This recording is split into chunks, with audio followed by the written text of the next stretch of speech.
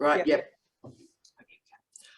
Hello, I'm Tara Brabazon, and I'm the Dean of Graduate Research at Flinders University, and welcome to vlog 295, the determination to make a difference. Now, there are very few people on this planet that I could talk with on a vlog with that title. In fact, I think there is only one person. Professor Jacqueline Ewart. Jackie Ewart is a truly stellar human being. And there's so many things, there's so many components, there's so many areas of expertise I would like to talk about with Jackie. But what you're going to get from the vlog today, if you need this push and this inspiration, is you're going to get some grit. You're going to meet an astonishing scholar where things haven't always gone well. Things haven't always been easy, and yet with determination and brilliance and passion, Jackie Ewart has enacted a result, and frequently a stellar one. So Professor Jackie Ewart is a professor in the School of Humanities, Languages and Social Sciences at Griffith University. She came to academic life after a very, very successful career as a journalist and a media manager. And she is an academic with a story to tell. And it is a story to tell for our times. There's lots of academics that talk, tell us your career narrative. And you sort of listen to it and you go, really, was that worth the time? Hell no. Well, Jackie's career is worth listening to and worth learning from. She's published 7 books. 2 of those books emerged in 2020. So this is a stellar career that is increasing and going on to further success. And again, what makes Jackie remarkable is the graft, is the work. Nothing has been easy for Jackie. And yet she's continued to strive and be successful. How are you, Jack? Well, thank you so much, Tara, for that wonderful introduction. I'm blushing. Not much makes me blush these days, but that one did. Oh, thank you so much. Oh, well, sweetest, I think everything I said there is absolutely accurate. And I've known you. Should we do the sort of full disclosure? 25 years, Jack, or is it longer? Probably a bit longer now. We're getting a bit long in the tooth, Tara. We are. I've lived on my face, but you've lived quite magnificently. Look how glamorous you look today. But we've known each other for 25 years, and you know, the first question I'll ask you is, your career started, like so many of our careers started, in a regional university. And of course, there are regional universities in the United Kingdom, in Canada, in Finland, in multiple universities around the world. What did that regional university do to and for your career, Jack? Regional universities, and you've researched them, Tara, so they're really challenging places to work. So if I start with the transition from industry and government to university, well, boy, was that a shock. Yeah. So I had to really sit down and have a stern talking to myself and totally recalibrate. I had to stop thinking of myself as this practitioner, as a journalist, as a communicator, and rethink who I was. And that was really important for me. And I'll give you an example. I hear a lot of my colleagues who teach journalism and teach communication talking about themselves still as journalists and still as professional communicators. And sure, we do journalism, you do journalism, Tara. I do professional communication around my disasters research and other research. Absolutely. But we're academics.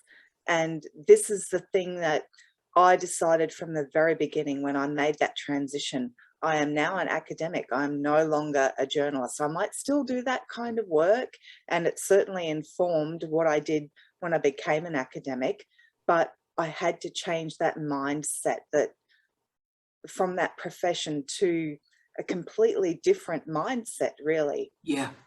So that transition was interesting. It was difficult. It was really challenging. And it happened in a regional university, which comes with all kinds of other interesting challenges. And the culture is completely different than industry and government. And of course, the characters are, there's a lot of them. And there's a lot of characters in regional universities, aren't there, Jack? there are. Yeah, and the students. I have to say, I loved the students. The students were great. Amazing. Yeah, really amazing, really diverse backgrounds, but also totally replete with their own challenges, and educating those students with their challenges and their multiple backgrounds was illuminating. It was fun, it was difficult, but I learned so much from it. I learned that one style doesn't suit everybody really, and that your regional university is like a microcosm of, you know, the world, the educational world. And look, it's on the job training to the nth degree, isn't it, Jack? Because everything that can go wrong goes wrong quickly, because there's less money to solve the problems, there's less technology, there's less of just about everything, except there's probably more interesting characters there that have been there a long time. You're twitching, Tara. Yeah. Look, I am, because you and I were both, I know it seems now, looking at the scarred vestige of humans that we're looking at on this on this Zoom call, but we were both very, very, very young women when we started. And I know you and I had certain events where our eyes would just be out of our skull. Oh yes, there were quite a few of those. And apart from the people, the strange people that we worked with at times, we had distance education. And, you know, this was back in the mid-90s, of course, and we were thrown into this situation. And at one point I had 1,500 students in multiple campus modes, international campuses, onshore campuses in different cities, posting out big wads of paper, big books to students at a distance, and, you know, having assignments come in hard copy, and basically being the postmistress and thumping them out to markers. So and then there was the face-to-face teaching, and, you know, there were 300 students in face-to-face mode and the marking. And I started, as you probably did there, with an 18-hour teaching load. Yes. 18 hours as a beginning academic, and marking for about 300 students. And it was the number of courses too, Jack. That was the other memory I had, because I'm sure you were doing that as well. You know, I was teaching 8 courses a semester, and some of them might only have had 10 students in because they were a distance mode on an interesting campus, and it was sort of a legacy course that they were finishing, but some had 300. So it was the managing the multiple courses too. Look, it was but again, it made me as a human. It made me as a human. And, you know, you and I are having this conversation now as 2 female professors in the Australian system, a system that is not kind to women and doesn't promote women. So I tell you what, we must have done something right in Rock Vegas, I reckon, Jack. But look, I want to you have many areas of expertise, but the crucial area of expertise for me that I cite your work, because you are the world leader on it, is often what I call disaster media or disaster communication, or indeed the phrase I'm working with you in your research now, disaster politics. This is a really interesting area for me. So considering all your expertise in disaster communication, what went wrong in the last 2 years? What would have gone better through a pandemic, and indeed pandemic media, if the expertise of disaster researchers had been deployed more effectively? Yeah, I think listening to the experts, there are so many academics out there who have expertise in various aspects of managing a pandemic, communicating about it, and you know, communication is so important in these kinds of events. And haven't we seen some breakdowns, some complete stuff ups with communication? So calling on that expertise, and you know, often I sit at home and think, well, I've just written a book about this and I'm not getting any calls about it. So I do get calls at times, but there are times when I don't get calls and I think, I'm here. Please call me. I want to help you communicate better about this. We've done the research. We know what works and what doesn't work. So actually, if governments had called on the experts, the academics, and drawn on their expertise, this could have been communicated far more effectively. It could have been managed a lot more effectively. And that just didn't, as you know, it didn't happen. So it's kind of, you can get quite depressed about it, really. We all have a bit of a strange sense of humour, I suppose, and we call on that at these times. But we do really hope that if it happens again, and we know it will, that governments have maybe learnt some lessons. We could only hope. But we know it's happened before. And of course, the lessons don't seem to take hold, maybe because, well, we know from the research that because government is fleeting. You're in there for 3 or 4 years. You know, you're really just looking to the next election. You're not looking to the big picture in the long term quite frequently. And no one expects the Spanish Inquisition. No one expects the Spanish flu. No one expects a pandemic. And yet, of course, what I think I read part of the problem was, Jack, and obviously you're the expert on this, but the focus was very much on, the pandemic, COVID-19, and the vaccine, right? And the rollout. And so we're using these sort of quite strong nouns, and yet how the rollout would happen, the understanding that a communication system is required beyond the daily press conferences, it sort of just passed people by. It did, and we saw as it went along the kind of narrative changed about it, but it changed far too slowly.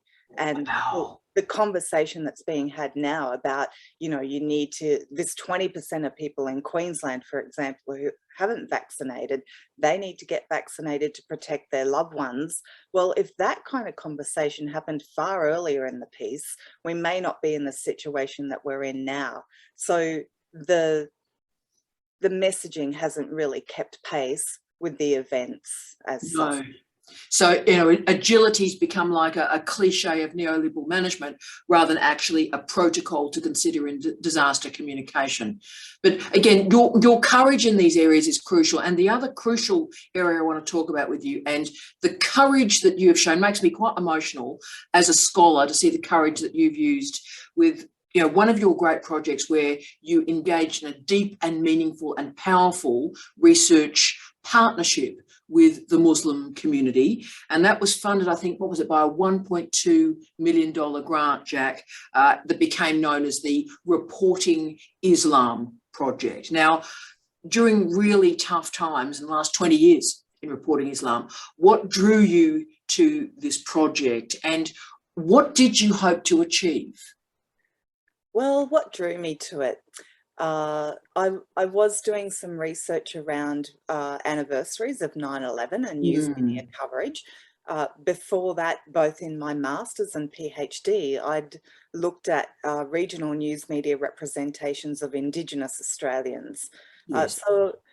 And even as a reporter, I was always really interested in minority groups and trying to get their voices into newspapers. You can imagine how hard that was in regional and rural Australia. I certainly can. But I loved that work. I really loved talking to people who didn't fit the kind of regional ideal, didn't fit the picture of a regional man.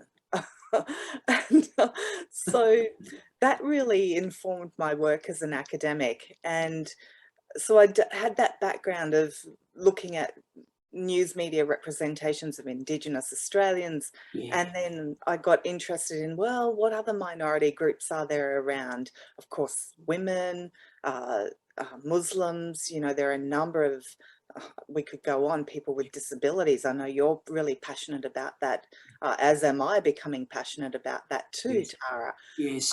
So that kind of drove this interest in, well, what's happening around these anniversaries of 9/11, and Mm. is the narrative, is the story behind them, particularly in terms of those stories, particularly in terms of blame, is that shifting and changing as we go through the years after 9/11? And it just so happened that one of the anniversaries of 9/11 coincided with Eid, the Muslim festival in Australia.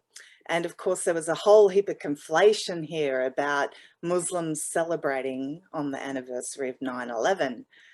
So I got quite cross when I saw a story on the news about that. Mm. And that got me into kind of doing a lot of work around the coverage of 9/11 anniversaries.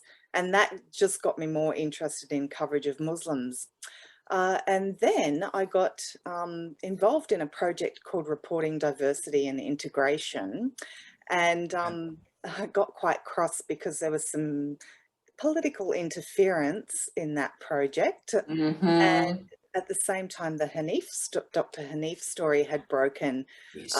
And honestly, I do carry a problem with me, which is don't make this woman angry.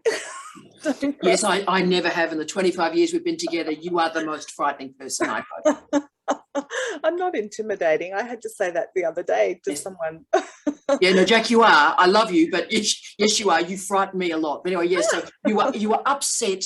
You were upset. So please continue. Yeah. So I got upset about this government interference because as a former journalist and as an academic, how can I stand up and teach my students about speaking truth to power and about not letting government interfere with your work as a journalist or as an academic if I'm going to bow to that pressure?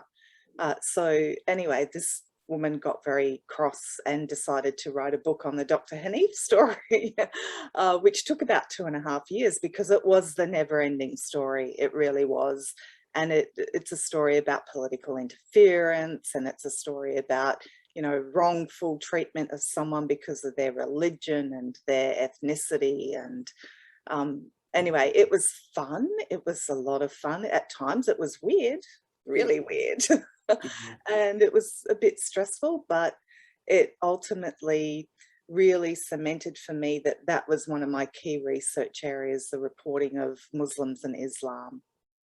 Oh, and you've done the hard yakka community work too, Jack, and that's the bit of the story I want to log, that, you know, fantastic publications were produced. You've got all the KPIs. Publications were produced. Very strong funding for a multiple Cat 2, Cat 3 grant was formed, and, you know, so you've got all the KPIs there. But you went far beyond that and did the hard yakka in dissemination and co-creation and dissemination with multiple communities.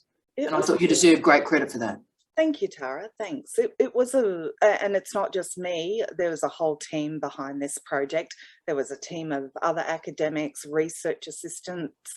There were Muslim trainers involved as well. We had an expert advisory panel that had representatives from every major news organisation in Australia on it.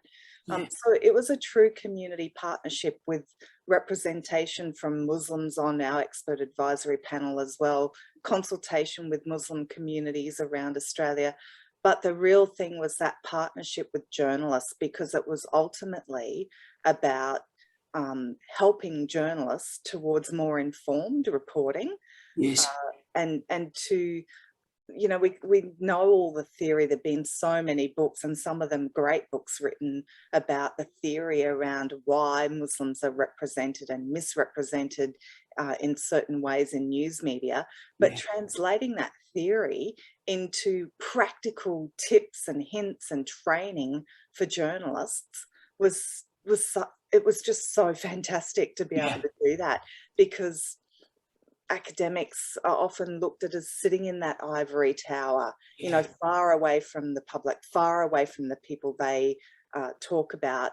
But this project allowed us to bring that theory into some really helpful training and practice and tips for journalists. So it was a real, it was a pleasure, but it was a privilege to be in a position to be able to do that and to help and to see the change, to see immediate change in knowledge. I mean, Jack, that must give you incredible satisfaction. I mean, you rarely these days talk about satisfaction, but that must give you, like, you wake up in the morning and you go, my life's actually stood for something.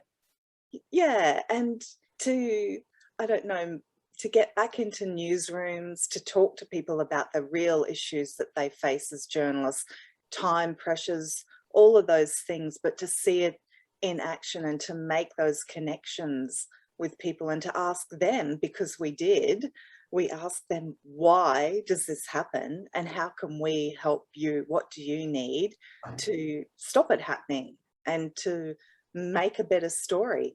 And none of it's deliberate. 99.9% of it is not deliberate. It's all about these other pressures. It's about the lack of knowledge. So, okay, how can we fix that? And we certainly produce some things that seem to immediately fix it. What we're waiting on now is to find out if we're getting some more funding to see whether that has a medium to long-term fix, whether the training and the resources have had that medium to long-term impact.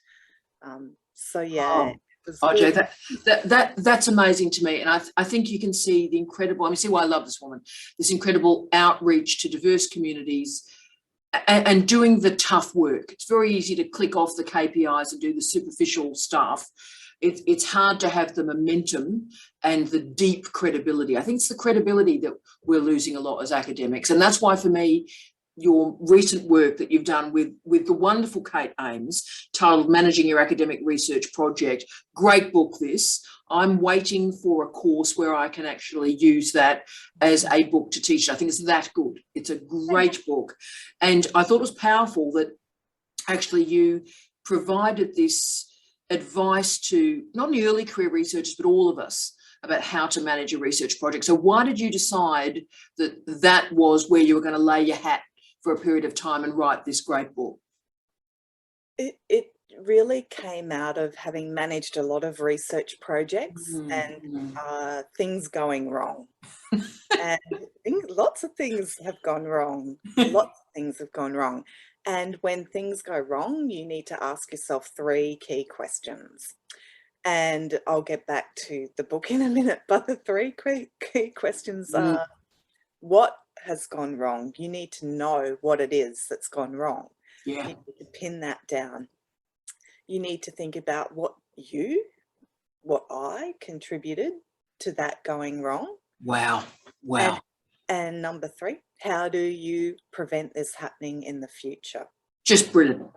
Now, number 3 is a difficult one because, and Tara, you've said this in a lot of your vlogs, and I couldn't agree more, we don't have control over everything or everyone. We only have control over one thing, and that is ourselves. Yeah, yeah. So number 3 is difficult. Number 1 and number 2 are easy to identify if you're self-reflective, if you have the ability to sit down and go, well, maybe I did something that contributed to this. Yes. Maybe I didn't communicate effectively. Maybe I thought I told those people something and I didn't tell them at all. I just imagined I told them. or the capacity to understand, to assume that if I communicate something out, well, the old process school of com, Jack, if I've communicated something, that they must receive it as we intended. Yeah, Taylorism. Yes, exactly. So yeah, so they're the 3 things you need to really ask yourself. But for me, in things going wrong, but things went right too, you know, and having good experiences, I started thinking, well, I'm at a stage in my life where leadership is important to me. It's not going to happen in the capacity or in the circumstances or the way that I want it to happen in certain contexts. So how do I provide leadership? So I go international. I go, what can I do to help people who are academics at various stages of their career to learn from my mistakes and to learn from the good things that have happened to me? So the leadership is about not just, you know, within a certain context. It's about going, I want to help more people than I can help, you know, by for example, being the director of a research centre, Yes. which is a good job and a great job, and you can really help people, there's no doubt. But I think these books are, have the capacity and the potential to reach a really big audience. Now, I thought about this idea about probably 6 years ago, and it was around the time that I'd been knocked back for a promotion. I remember that. Yeah. I was thinking about that this morning when I was prepping for the final time to do this vlog. I was thinking about that time 6 years ago, Jack. So it's funny you went back there. And I remember weeping uncontrollably on my lounge suite when I got that text from you. I remember that. So sorry, please continue. It was a very upsetting time. So I thought then, okay, well, what can I do to do this leadership thing? And I went, and I know we're going to talk a little bit about persistence, but anyway, I went to have that meeting with that person after the promotion knockback to get the feedback. And I brought this book idea up, and two really strange things happened in that meeting. The first one was when I brought this idea up, the response was, "Do you really want to be known for that?" Yeah, sorry, stunned. So sorry, I'll be pondering that through much of the next couple of years. Yep. So do you want to be known for that? Right. Okay. Yep. Yeah. And I was thinking, of course, it's not really about being known for that. It's actually about helping people. And if that's what I end up being known for, fantastic. That's just the icing on the cake. But the producing that could help even one person. I always say, if you've helped one person, it's a brilliant day. You've done a good day. You've had a good day. Yep, you've done a good work today. And the second thing that happened, which again, hold on to your chair, Tara. I'm hanging on. This is going to be real bad, isn't it? It's going to be real bad. Okay, Jack, tell me. The comment was just, and do we hate that word? Just go and make yourself one of the 2 top academics in your field in the world.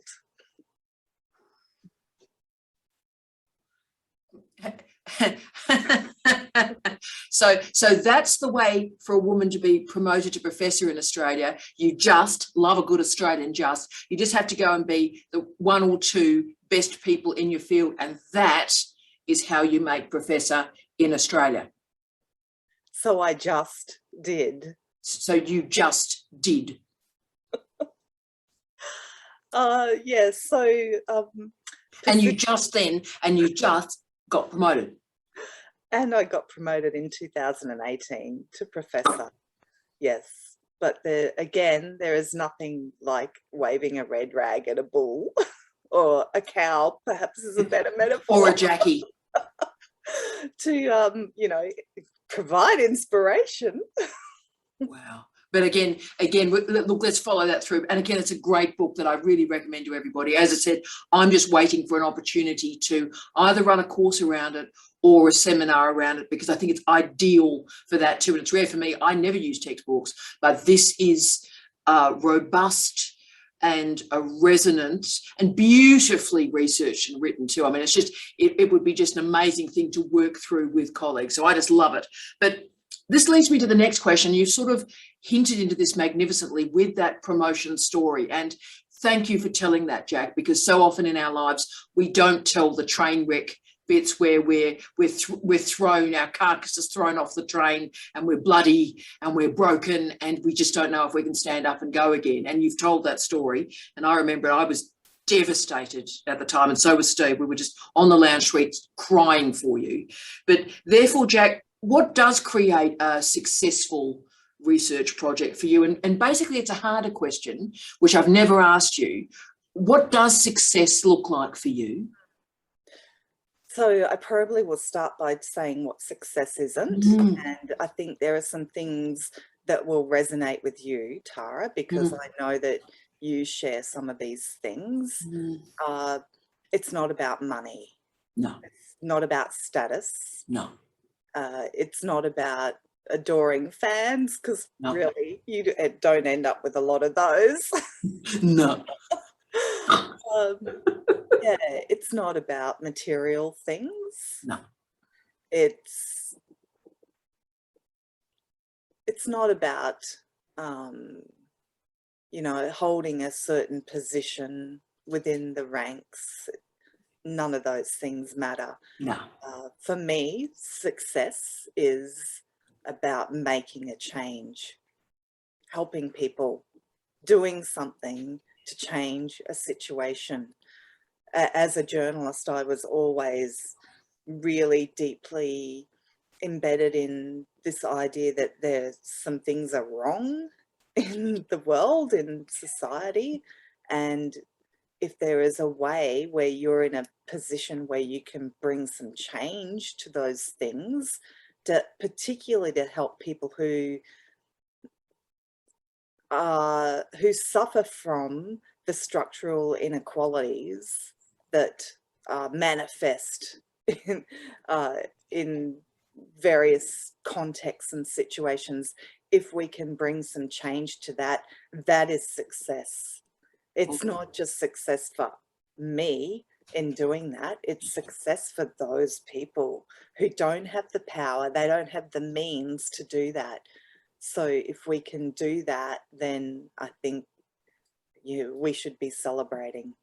We have done good in the world, and Jack, you do that every single day. I can feel how inspired thousands of people will be from that. But that wonderful determination of success you've given me there leads me to my question that I started when I was prepping this discussion with you. This was my first question, and the question reads something like this: you've overcome so many barriers in your life. And so many people in your career, Jack, have underestimated you.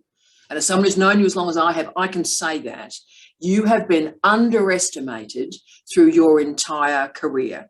But whenever I hear that sort of cliche, nevertheless, she persisted. And I love that as a cliche. I'd love a t-shirt. Whenever I hear that phrase, the only person I think of is you. Is you. So how did you persist when it seemed like for years there that the entire university system appeared to be stacked against you? How did you persist? There are some strange coincidences in the world, Tara, and my life is full of really weird coincidental things that happen at the time I'm thinking about something, or I'll be doing something and something will pop up. So a meme popped up on social media this morning, which I think is perfect. It said, don't chase your dreams. Humans are persistence predators. Wow. Follow your dreams at a sustainable pace until they lay down and die. Wow, and I just love that gothic ending too. Can I just put that out there? I was sort of, because it was hippie, Jack, and then it sort of had that lovely gothic sting at the end. So it was our lives put in a meme, really. Isn't that amazing though? So it's like, it's not about chasing them, it's about maintaining a pace with them and keeping and working. Yes. So if it comes back to the idea of when you think everything is stacked against you, there are a couple of things that I've done in those situations. I've taken a big deep breath. Yeah. You know, go off, kick a football, do whatever you need to do to get the angst out. Yeah. Taken a big deep breath and have a reset. And one of the really important things to do at that point is to not think about the individual people that you think might be kneecapping your dream or kneecapping your promotion chances. Yes. But to think about the system. Okay, there's a system in place. It's about fighting the power. It's about fighting the system. So in that recalibration, think about, okay, how can I make it impossible for them to not give me that promotion? Yeah. How can I make it impossible for them not to give me that grant? And go and make it impossible for them not to give it to you. Wow. Now, Jack, there's so much there. So your strategy, and this now makes a lot of sense to me, you take the people and the personality out. So as early as you can kick that football around and do yogic breathing, your goal is to take the people and the personalities out and focus on the systems and the structures. Is that right? You have to, Tara, because otherwise it will eat you up. It will, you know, if you know that there is someone in there who's been actively arguing against your chances for that promotion, then all that will do is eat you up. You will spend all your time feeding a beast that does not need to be fed. You need to spend that time feeding what helps you to grow and what helps you to develop and what helps you to improve. Yes. One of the other things I do is I get the feedback and I use the words when I'm parroting back to them in the next promotion exercise. So if you are told that, you know, you need to do something in some area, then do that, and then say in your next promotion application, as per the feedback from the last promotion application, I have done X, Y, and Z. Wow. And that's brilliant. So it's iterative, it's reflexive, and it takes the emotion out, but keeps the propulsion focused on success. Oh, Jack, that's helped me a lot. I've realised how truly I've stuffed up through much of my career. You've helped me. I'm gonna now recalibrate through that information. So, Jack, last question from me, and it is about high degree supervision. Now, you've supervised incredible projects and incredibly diverse projects. You've had an incredible group of remarkable scholars recently that have explored Indigenous Australia and Indigenous Australians as either an Indigenous Australian or as a white fella. It's a remarkable research space and group that you've configured around you. So what advice would you offer to supervisors and to students out there who are in one of these tough research areas? So how do you persist and write the tough thesis? You have to hold on to your passion. And Tara, in your vlogs, you always say to students, find what it is that you're passionate about, because if you don't have a passion for it, you will run out of steam. And believe me, when you're dealing with difficult issues and sometimes difficult people, some of the people we research on can be difficult because they are not mainstream groups, you know, what are considered to be mainstream groups. They have been researched to the nth degree. So they rightly feel like, hey, you know, we're sick of people coming and taking stuff.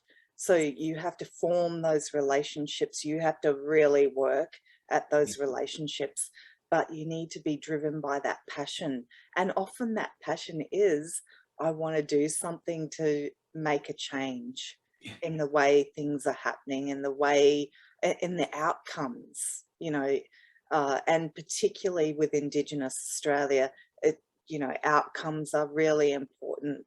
The lower life expectancy, the high imprisonment rates, you know, making a change to these things. Wow, how fantastic is that? But it's the internal passion, and supervisors need to make sure that their students are driven by a passion. They're not just there to get the $500 or whatever it is a week from the scholarship, because, you know, it might be a bit more than unemployment. And they want to, you know, hang out and surf on weekends and during the week and, you know, not really get to the end of their PhD.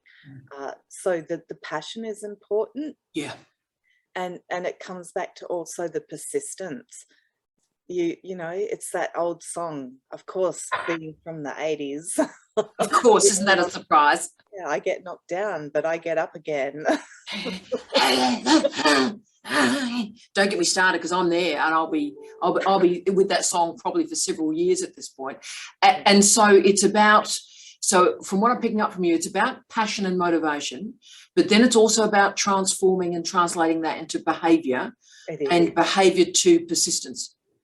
Yeah, yeah. So what we can do as supervisors is provide some structure for students, particularly students who might be, you know, again, not your typical student. You might have your mature age student.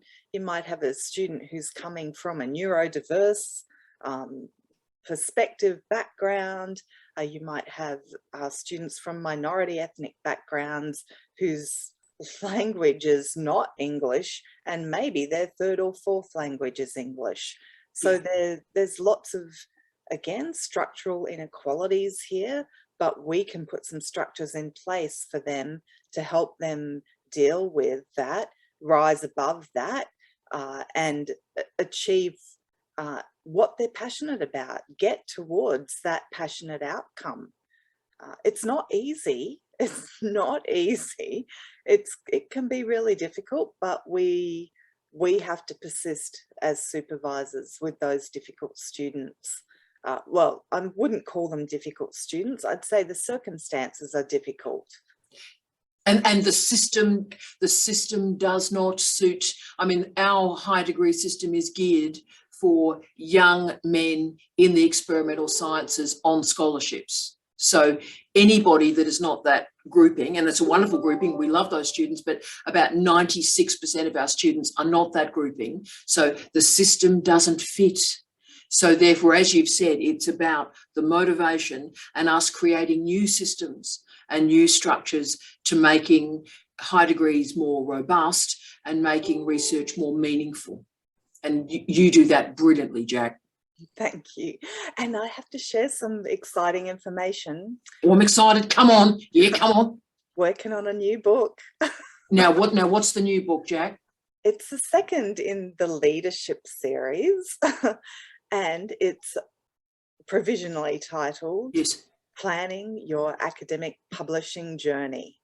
Oh, I love that. Oh, I'm so interested in that. Now, when are we going to see that, Jack, do you think? I know publishing schedules at the moment. When is that one out, do you think? It'll probably be 2023 when it will be out, yes. Oh, look, I'm excited. And look, we'll be together. I will be in a different country again. You're in my relationship has been done through multiple countries, Jack, in multiple time zones, but I can't wait till we have a conversation about that. I'm thrilled. And are you seeing the leadership series for you as a trilogy, or do you think it'll be much longer? It'll have a different trajectory in your career? Yeah, I think there's more to come. There's definitely more to come. There's at least one more in the series, and possibly more after that.